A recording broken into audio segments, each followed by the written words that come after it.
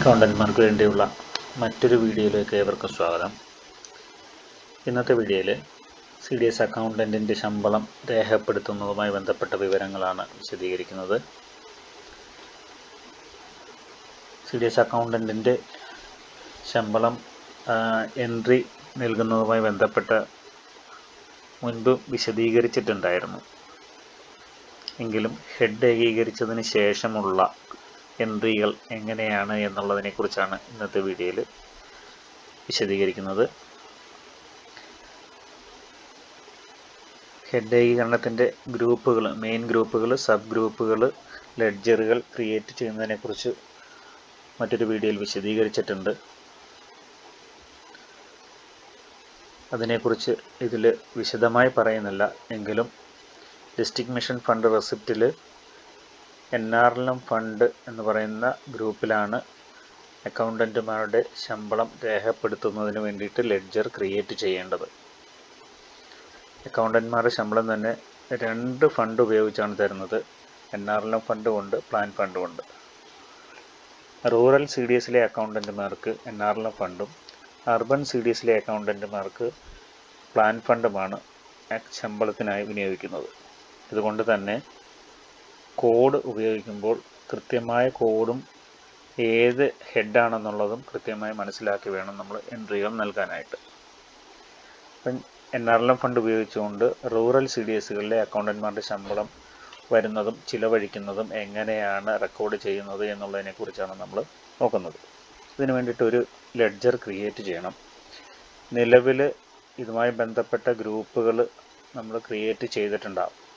District mission fund receipt എന്ന് പറയുന്ന ഗ്രൂപ്പും അതിൻ്റെ അണ്ടറിൽ വരുന്ന NRLM എന്ന് പറയുന്ന ഗ്രൂപ്പും NRLM ഫണ്ട് എന്ന് പറയുന്ന ഗ്രൂപ്പും നമ്മൾ റെക്കോർഡ് ചെയ്തിട്ടുണ്ട്. അതുകൊണ്ട് തന്നെ ഇനി ഇതുമായി ബന്ധപ്പെട്ട ഗ്രൂപ്പുകൾ ക്രിയേറ്റ് ചെയ്യുന്നതുമായി ബന്ധപ്പെട്ട 2 വീഡിയോകൾ മുൻപ് അപ്ലോഡ് ചെയ്തിട്ടുണ്ട്. ഇപ്പം നമ്മൾ ക്രിയേറ്റ് ചെയ്യുന്നത് ലെഡ്ജർ മാത്രമാണ്. അപ്പോൾ അതിന് വേണ്ടിയിട്ട് ഗേറ്റ്വേ ഓഫ് ടാലിയിൽ നിന്ന് ക്രിയേറ്റ് പ്രസ് ചെയ്ത് ലെഡ്ജർ സെലക്ട് ചെയ്ത് പ്രസ് ചെയ്യുക. ഇവിടെ നമ്മൾ ലെഡ്ജറാണ് ക്രിയേറ്റ് ചെയ്യുന്നത്. ലെഡ്ജറിൻ്റെ കോഡ് കൊടുത്ത് സേവ് ചെയ്യണം. ORG08 CDS അക്കൗണ്ടൻറ്റ് സാലറി എന്നുള്ളതാണ് നമ്മൾ ലെഡ്ജറിൻ്റെ പേര് കൊടുക്കേണ്ടത്.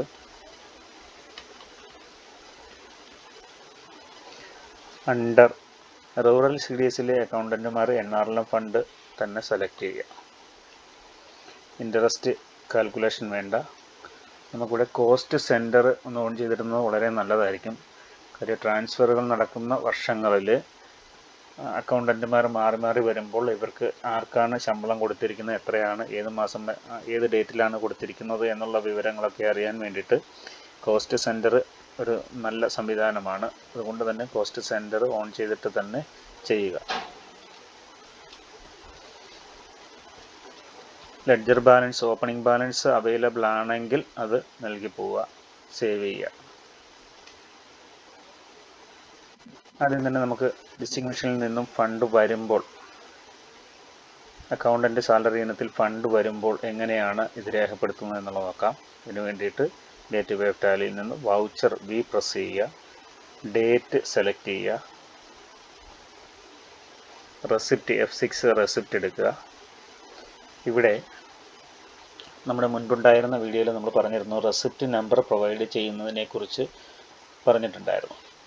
റെസിപ്റ്റ് നമ്പർ നമ്മൾ ആക്ച്വലി ഉപയോഗിക്കുന്ന റെസിപ്റ്റ് നമ്പറുകൾ ഉപയോഗിച്ച് എല്ലാ വരവുകളും എൻ്റർ ചെയ്യുന്നതിനെക്കുറിച്ച് പറഞ്ഞിട്ടുണ്ടായിരുന്നു. സ്വാഭാവികമായിട്ടും ബാങ്ക് റെസിപ്റ്റിന് നമ്മൾ റെസിപ്റ്റ് എഴുതണം എന്നുള്ളത് തന്നെയാണ് നിർദ്ദേശം. അപ്പം അങ്ങനെ എഴുതുന്നവർ ആ റെസിപ്റ്റിൻ്റെ നമ്പർ തന്നെ ഇവിടെ കൊടുക്കുക.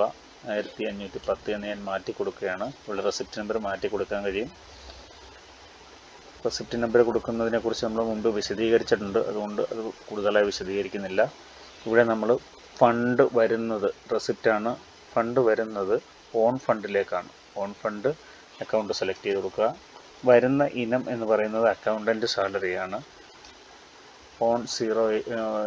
ORG08 CDS അക്കൗണ്ടൻറ്റ് സാലറി 18,250 രൂപ വരുന്നുണ്ട്. ഇവിടെ അക്കൗണ്ടൻറ്റ് സാലറി എന്ന് പറയുന്ന ലെഡ്ജർ ക്രിയേറ്റ് ചെയ്ത സമയത്ത് കോസ്റ്റ് സെൻറ്റർ ഓൺ ചെയ്തിട്ടിരിക്കുന്നത് കൊണ്ട് തന്നെ റെസിപ്റ്റിനും കോസ്റ്റ് സെൻറ്റർ ബാധകമാണ്, പേയ്മെൻറ്റിനും കോസ്റ്റ് സെൻറ്റർ ബാധകമാണ്. റെസിപ്റ്റിന് കോസ്റ്റ് സെൻറ്റർ ഇത്തരത്തിലുള്ള ഫണ്ട് വരുമ്പോൾ കോസ്റ്റ് സെൻറ്റർ ഉപയോഗിക്കുന്നുണ്ട് നമുക്ക് ഗുണമുള്ളതെന്ന് പറയുന്നത് ഓരോ വർഷവും ഓരോ ഇനത്തിൽ ഫണ്ട് വന്നതിൻ്റെ ഒരു ചെറു രൂപം അവിടെ നമുക്ക് ലഭിക്കും. പെട്ടെന്ന് നമുക്ക് ഏതൊക്കെ ഫണ്ട് ഏതൊക്കെ തീയതികളിലാണ് വന്നിട്ടുള്ളത്, ആകെ വന്നിട്ടുള്ള ഫണ്ടുകൾ ഏതൊക്കെയാണ് എന്നുള്ളതിനെക്കുറിച്ചുള്ള പെട്ടെന്നൊരു റിപ്പോർട്ട് നമുക്ക് നോക്കിയെടുക്കാൻ കഴിയും എന്നുള്ളതാണ് അതിൻ്റെ ഒരു ഗുണം. ഫണ്ട് വരുമ്പോൾ നമ്മൾ ഡിസ്റ്റിങ്മിഷൻ റെസിപ്റ്റ് എന്ന് പറയുന്ന ഒരു കാറ്റഗറിയാണ് ഇവിടെ ഉപയോഗിക്കേണ്ടത്. ഇവിടെ നമ്മൾ കാറ്റഗറി ക്രിയേറ്റ് ചെയ്തിട്ടില്ല, അതുകൊണ്ട് തന്നെ സെക്കൻഡറി ക്രിയേഷൻ ഇവിടെ നിന്നുകൊണ്ട് ഓൾട്ട് സി പ്രസ് ചെയ്ത് നമുക്കൊരെണ്ണം ക്രിയേറ്റ് ചെയ്യാം. ഡിസ്റ്റിങ്മിഷൻ ഫണ്ട്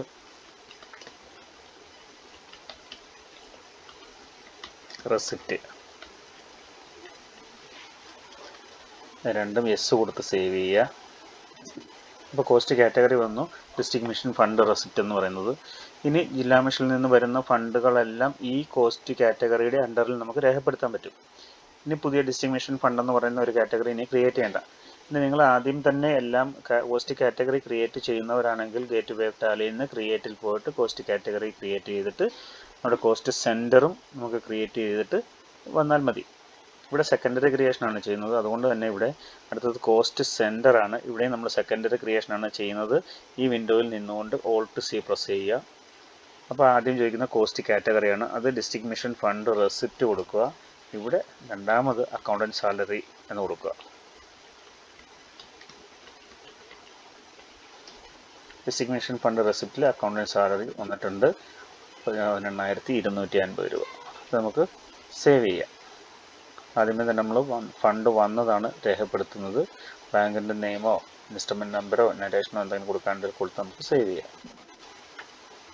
ഈ ഫണ്ട് കൊടുക്കുന്നത് എങ്ങനെയാണെന്ന് നോക്കാം. ഡേറ്റ് സെലക്ട് ചെയ്യുക,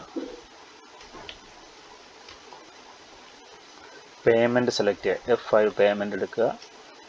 ഇവിടെ നമ്മൾ വൗച്ചർ നമ്പർ രേഖപ്പെടുത്തുന്നതിനെ കുറിച്ച് പറഞ്ഞിട്ടുണ്ടായിരുന്നു. ഓവർ റൈഡിങ് കൊടുത്തിരിക്കുന്നത് കൊണ്ട് 1 എന്നുള്ളതാണ് ഇവിടെ വന്നിരിക്കുന്നത്. ഫസ്റ്റ് എൻട്രി ആയതുകൊണ്ട് അങ്ങനെ കാണിക്കുന്നത്. ഇനി നമ്മൾ വൗച്ചർ നമ്പർ 5 ആണെങ്കിൽ അവിടെ 5 കൊടുത്താൽ സേവ് ആയിക്കോളും. പേയ്മെൻ്റ് ആണ് കൊടുക്കുന്നത്, ഓൺ ഫണ്ടിൽ നിന്നാണ്. കൊടുക്കുന്ന ഇനമെന്ന് പറയുന്നത് അക്കൗണ്ടൻറ്റ് സാലറിയാണ്. 18,250 രൂപയുടെ അക്കൗണ്ട് ബാലൻസ് താഴെ കാണിക്കുന്നുണ്ട്. 18,250 രൂപ അക്കൗണ്ട് ബാലൻസ് കാണിക്കുന്നുണ്ട്. അത് നമ്മൾ കൊടുക്കുകയാണ്. അപ്പോൾ കോസ്റ്റ് സെൻറ്റർ വീണ്ടും ചോദിക്കുന്നുണ്ട്. നമ്മൾ നേരത്തെ ഒരു കോസ്റ്റ് കാറ്റഗറി ക്രിയേറ്റ് ചെയ്ത ഡിസ്റ്റിങ്മിഷൻ ഫണ്ട് റെസിപ്റ്റ് ആണ്. ഇവിടെ അക്കൗണ്ടൻറ്റ് സാലറി കൊടുക്കുന്ന സമയത്ത് നമുക്കറിയേണ്ടത് കൊടുത്തിരിക്കുന്ന ഏതിനത്തിൽ ആർക്ക് കൊടുത്തു എന്നുള്ളതാണ്. ഇവിടെ നമുക്ക് ക്രിയേറ്റ് ചെയ്യാം. ഓൾട്ട് സി പ്രസ് ചെയ്ത് ഏത് ഇനം എന്ന് പറയുന്നത് അക്കൗണ്ടൻറ്റ് സാലറിയാണ്.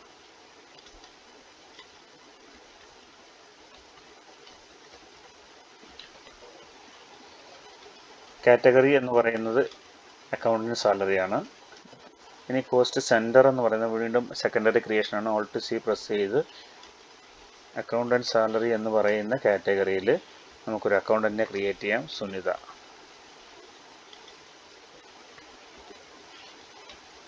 CDS accountant.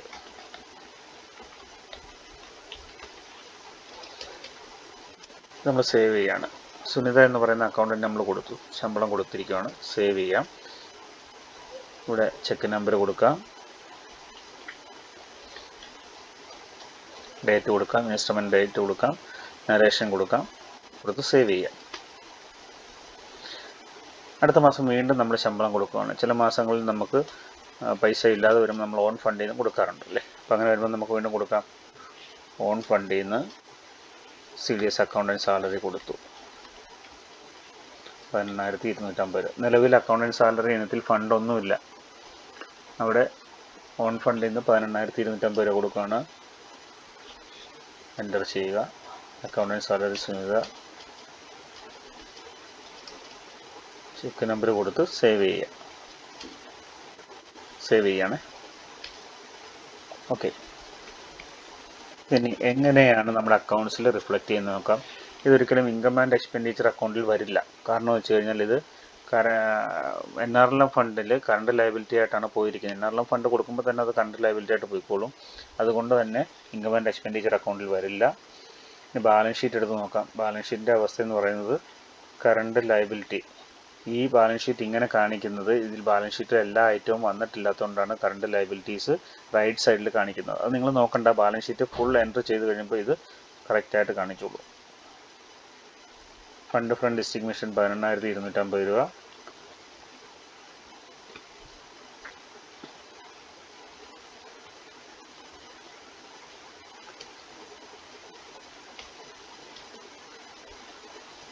ഇവിടെ നമുക്ക് ബാങ്ക് അക്കൗണ്ടിൽ നമുക്കുണ്ടായിരുന്ന തുക എന്ന് പറയുന്നത് വളരെ കുറവായിരുന്നു.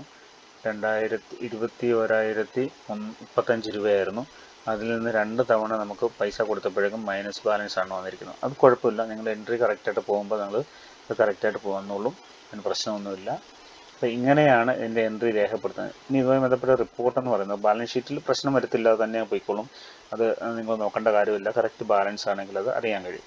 റിപ്പോർട്ടുകൾ നോക്കുന്ന ബാലൻസ് ഷീറ്റിൻ്റെ റിപ്പോർട്ടുകൾ നോക്കുന്നത് ഓപ്പണിംഗ് ബാലൻസ് എല്ലാവരും എൻട്രി ചെയ്ത് കഴിയുമ്പോൾ നമുക്ക് അതിനെക്കുറിച്ച് ഡിസ്കസ് ചെയ്യാം. ഇപ്പം നമ്മൾ നോക്കേണ്ടത് ഡിസ്പ്ലേ സ്റ്റേറ്റ്മെൻറ്റ് ഓഫ് അക്കൗണ്ട്സിൽ നിങ്ങൾ കോസ്റ്റ് സെൻറ്റർ ഒന്ന് പരിശോധിക്കുക. അതിൽ ലെഡ്ജർ ബ്രേക്കപ്പ് എടുക്കുമ്പോൾ CDS അക്കൗണ്ട് ആൻഡ് സാലറി എങ്ങനെയാണ് കാണുന്നത് നോക്കാം. ഇവിടെ അക്കൗണ്ടിങ് സാലറി 36,500 നമ്മൾ കൊടുത്തിട്ടുണ്ട്, വന്നിട്ടുള്ളത് 18,250 രൂപ. അതാണ് ഇതിൻ്റെ ഒരു എക്സാക്റ്റ് കണക്കെന്ന് പറയുന്നത്. ഇനി ഈ അക്കൗണ്ടൻറ്റ് മാറി വേറെ അക്കൗണ്ടൻറ്റ് വരുവാണെങ്കിൽ ഇവിടെ ഈ അക്കൗണ്ടൻറ്റ് സാലറിയുടെ അണ്ടറിൽ നമ്മൾ പുതിയൊരു അക്കൗണ്ടൻറ്റിനെ കൂടി ക്രിയേറ്റ് ചെയ്യും. അപ്പോൾ അവർക്ക് പഴയ അക്കൗണ്ടൻറ്റിന് ഏത് മാസം വരെയാണ് കൊടുത്തതെന്നുള്ള അറിയാൻ കഴിയും. പുതിയ അക്കൗണ്ടൻറ്റിന് എന്ന് പോലെ കൊടുക്കുന്നതെന്നുള്ളതൊക്കെ കോസ്റ്റ് സെൻറ്ററിലൂടെ അറിയാൻ കഴിയും എന്നുള്ളതാണ്. അപ്പോൾ നിങ്ങൾ ഇതുമായി ബന്ധപ്പെട്ട് എൻട്രികൾ വരുമ്പോഴും പോകുമ്പോഴും ഉള്ള എൻട്രികൾ ചെയ്യുക. ബാലൻസ് ഷീറ്റ് പരിശോധിക്കുമ്പോഴും നമ്മുടെ കറക്റ്റായിട്ടുള്ള ബാലൻസ്ഡ് ആയിട്ടുള്ള ഓപ്പണിംഗ് ബാലൻസ് ഉള്ള ബാലൻസ് ഷീറ്റ് ആകുമ്പോൾ ഇതിൻ്റെ എൻട്രികളും ബാലൻസുകളും ഒക്കെ പക്കായിട്ട് വരും. അതൊക്കെ നമുക്ക് ഓപ്പണിംഗ് ബാലൻസ് ഷീറ്റ് എങ്ങനെയാണ് എൻട്രി ചെയ്യുന്നത് എന്നുള്ളത് അടുത്ത വീഡിയോ വരുന്നുണ്ട്. അപ്പം നമുക്ക് കൃത്യമായിട്ട് രേഖപ്പെടുത്താം. അപ്പോൾ ഇത് കൃത്യമായിട്ട് ഈ എൻട്രി ഡേറ്റ് നോക്കുക, പേയ്മെൻറ്റ് നോക്കുക, റെസിപ്റ്റ് നോക്കുക. അത് കൃത്യമായി ചെയ്ത് കഴിഞ്ഞാൽ അക്കൗണ്ടന്റ്മാരുടെ സാലറിയുടെ എൻട്രി കൃത്യമായി പോയിക്കോളും. ഓക്കെ.